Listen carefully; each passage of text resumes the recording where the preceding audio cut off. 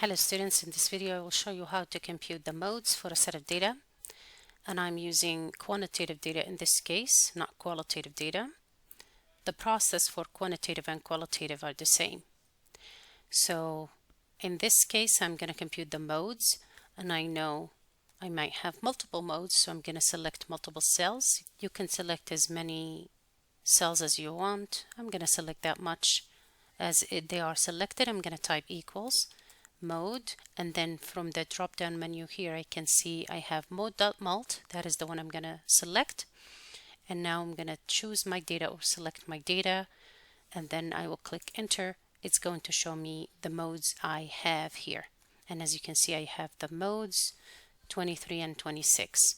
If you compare that to the mode that results from the data analysis tool, you'll notice that we have only one mode, since this does not account for number of modes that you might have.